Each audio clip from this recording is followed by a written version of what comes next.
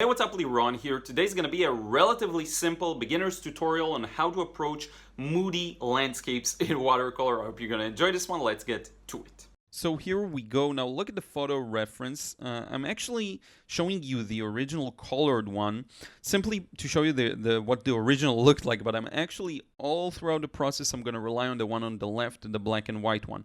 The colors are so muted that I don't really need the colorful version.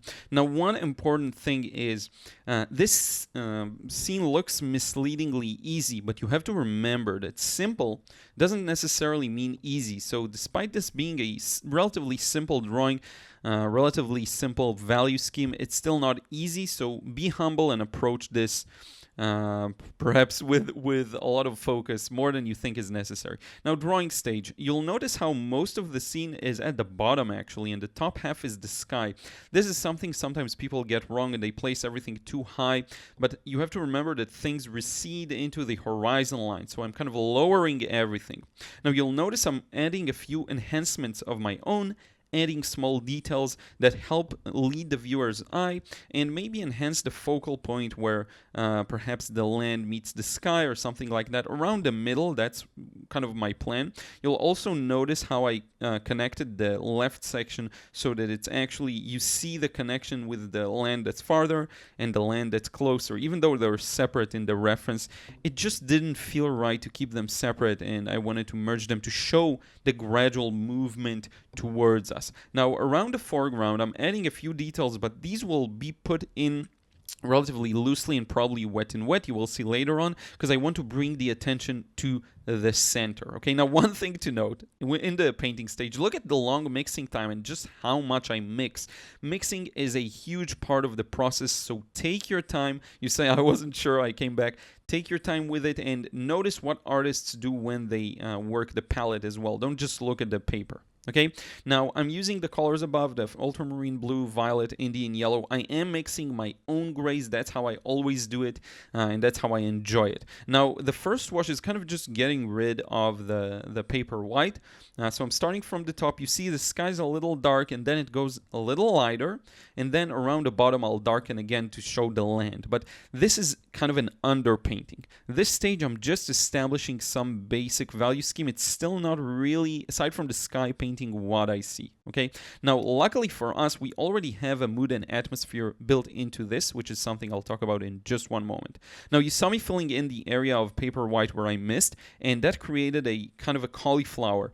I'm actually gonna get very lucky with this, and it's gonna lead to a beautiful feeling of wetness and kind of the water drooping down, which is something really cool. Sometimes you get lucky and you have to kind of work with what the paint does and always look at what it does and react to it. Now, for the first wash, I am using a gray, but still the more dominant color in the mixture is the ultramarine blue.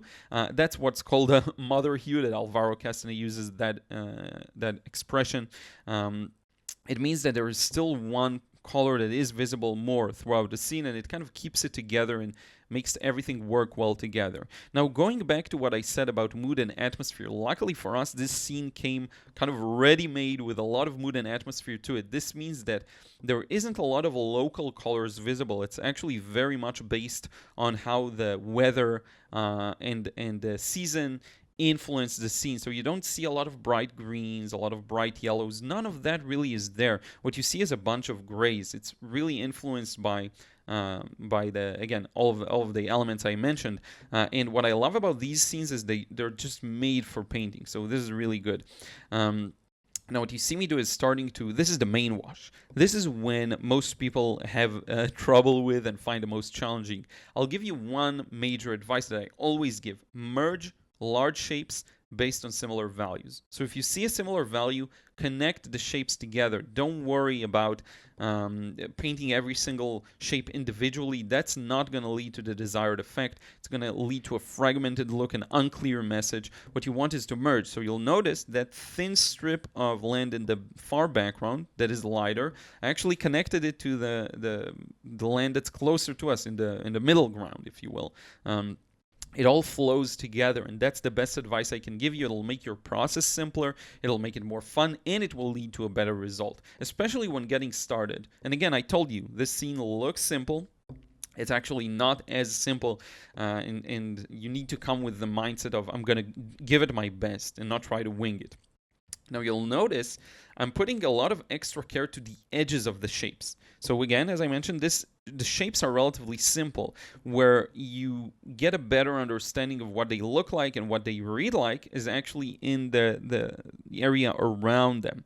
Okay, so you want to make sure that the contours of the shape are interesting. That's a really important part. Now you'll also notice, generally speaking, for this wash, there is a gradual transition from light to dark. There is a bit of a lighter area in the foreground, yes, that I'm putting in right now. Look at this brush mark, really cool, really long, and kind of taking my time with it. But overall, if you take a few steps back, you'll notice it goes from light to dark. Now, there's also another subtle transition from cool to warm. If you'll notice, the foreground is ever so slightly warm, which means I just put a little more yellow in it. And this is why I like to mix my own gray colors. I like to have complete control over them, and to really have control over how warm this area is going to be, how cool, and also it makes everything work in much better harmony than if you would just use 20 different colors, you know.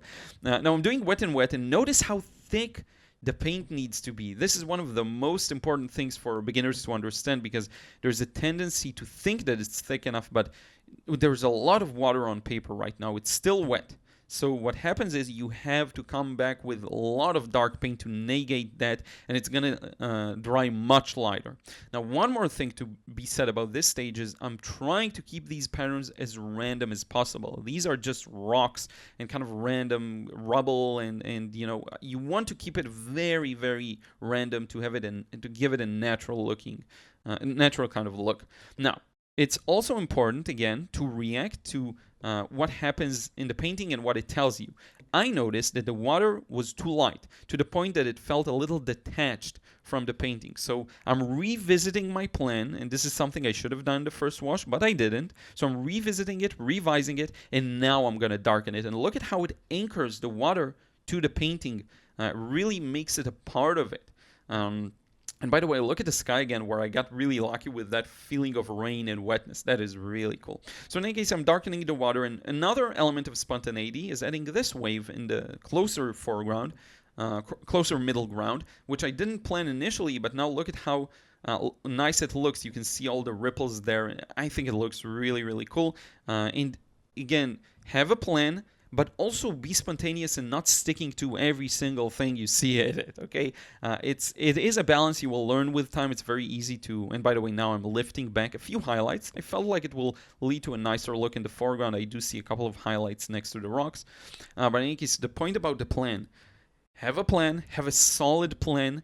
Try and visualize the painting in your mind's eye, but then look at what happens on paper. This is something people constantly mess up. They don't look at what's going on paper. They kind of paint haphazardly. Look at what the paint does. React to it. Did it go too light? Did it dry too light? I'm well aware that my darks aren't as dark as the reference photo. I'm actually fine with that. That's kind of the look I was going for, to maybe increase the atmosphere a bit, improve it a bit, right? Look at all these random rubble and details. You have to, again, keep it random and react to what's going on paper. It's a balancing act. You will get it with time. And now I sign this, and let's remove the tape. A relatively simple process, again, for drawing, first wash that kind of removes the paper white, and ultimately adding the wash for the darks, adding more details, lifting a bit if necessary. That's kind of the main process for me. Now let me give you a really good up-close look at the painting. I always go a little too fast at this stage. Look at the sky, really, really nice transitions. Really like how this one turned out. I love using cold press paper for these kinds of paintings, something that has a bit of tooth and texture. I find that it improves the process. And now we can wrap it up. So once again, thank you so much for watching. I really do appreciate it. I hope this digestible format works for you. If you enjoy my videos, leave a like, leave a comment, let me know your thoughts, and subscribe if you still aren't. And lastly, if you want to learn how to paint like this, how to let go, enjoy the watercolor process, be sure to check out my frustration-free watercolor course. Link is always in the description box below, and I will see you again real soon.